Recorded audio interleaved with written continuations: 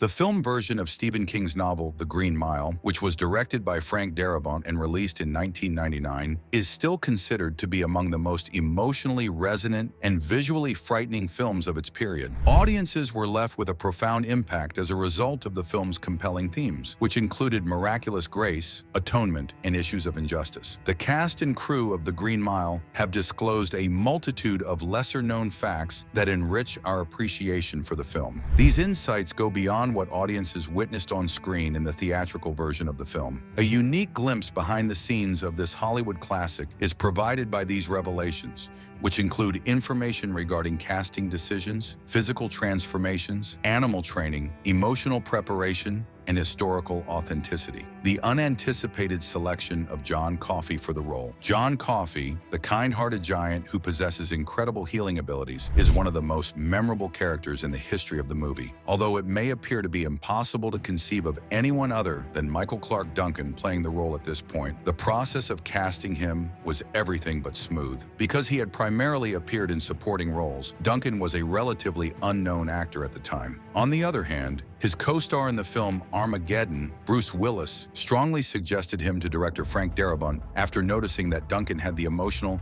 and physical aspects that were required for the role. In the end, Duncan was brought on board for the project just 3 weeks before filming began. His performance went on to become one of the most unforgettable in the history of contemporary film, and it even earned him a nomination for an Academy Award. Why Tom Hanks decided not to play the role of Paul Edgecombe, an elderly person. In the beginning, Tom Hanks, who played the role of Paul Edgecombe, the film's protagonist, was supposed to play both the younger and older versions of his character. To age Hanks realistically, the production crew undertook makeup tests. However, the results were not sufficient. When the directors realized that they needed a more credible representation of Paul Edgecombe, they decided to cast experienced actor Dabbs Greer in the role of the elder Paul Edgecombe. Not only did this decision lend realism to the character's aging process, but it also gave Greer a final performance in his acting career that was both respectable and unforgettable. To maintain period authenticity, transformations. Several actors underwent physical and stylistic transformations to better fit the jail setting of the 1930s. In subsequent interviews, Bonnie Hunt, who played the role of Jan Edgecombe, Paul's wife, quipped that she had to put on weight to appear period appropriate. She added with a chuckle that the process only took half an hour.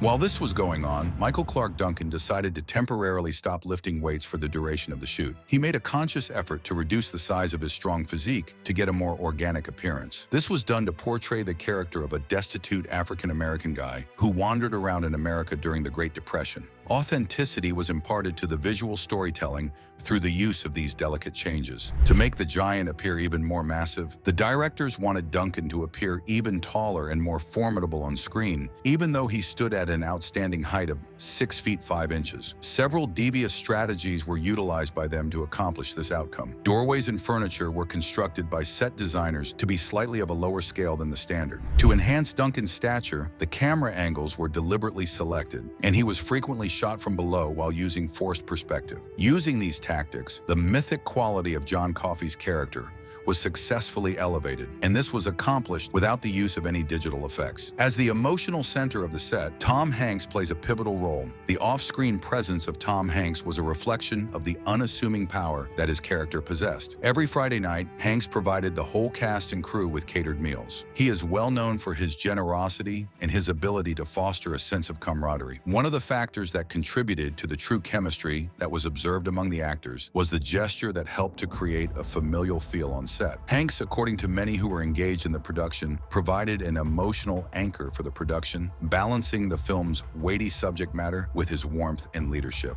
A mice that is responsible for Mr. Jingles. Mr. Jingles, the mouse who has a connection with Edouard Delacroix, who is incarcerated on death row, is quickly becoming one of the most well-liked supporting characters in the movie. A significant number of fans are unaware of the fact that more than 30 trained mice were utilized to impersonate Mr. Jingles. A variety of tricks, such as retrieving retrieving a spool, or remaining motionless in the hand of an actor were taught to each mouse during individual training sessions. To ensure that the mouse scenes were carried out with both precision and charm, the trainers employed food-based incentives to steer their performances. They brought an additional degree of emotional richness to the film, particularly in passages that depicted camaraderie and innocence. Their performances were almost insignificant. When it comes to Coffey's suffering, channeling deep emotion, using his personal history as a source of inspiration, Michael Clark Duncan was able to express John Coffey's pain and compassion authentically. He would remember the sorrow of abandonment he felt when his father left the family when he was a child, and he would do so during very upsetting scenes. It was because of this vast emotional well that his act possessed a genuine vulnerability, which caused viewers to respond dramatically. The fact that Duncan was able to express such unfiltered feelings contributed to the transformation of his character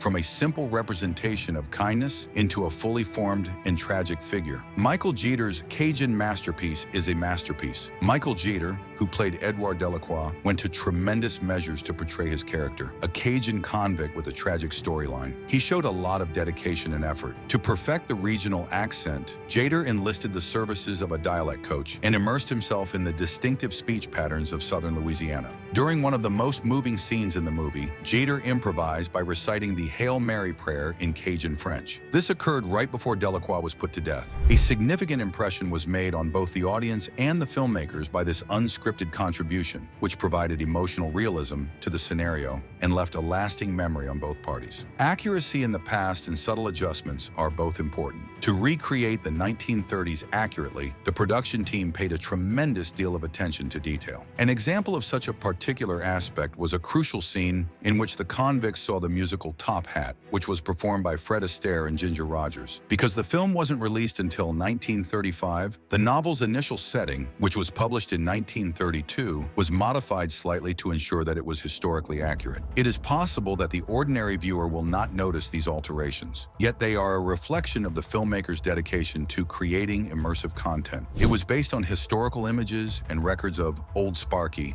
the electric chair that was utilized at the West Virginia State Penitentiary. The electric chair, which serves as a gloomy focal point of the story, was manufactured. A laborious effort was made to reproduce the design and usage rules to guarantee that the execution scenes, even though they were extremely terrifying, had the impression of being founded in historical reality rather than sensationalism. The finalization. The majority of fans have never comprehended how much attention, effort, and emotional labor went into every frame of the film. Even though The Green Mile is frequently acclaimed for its captivating plot and powerful performances. Whether it be the detailed casting decisions and emotionally charged performances, the physical transformations, or the historical precision, the cast and team created something far more than a conventional drama. They devised a very human story, encased in the melancholy mysticism that is characteristic of Stephen King's world, and they delivered it with grace and reverence. Currently, spectators can get an even deeper appreciation for this cinematic experience that has stood the test of time thanks to these insights from behind the scenes. If you enjoyed this content, don't forget to like, subscribe, and leave a comment below. We'd love to hear your thoughts.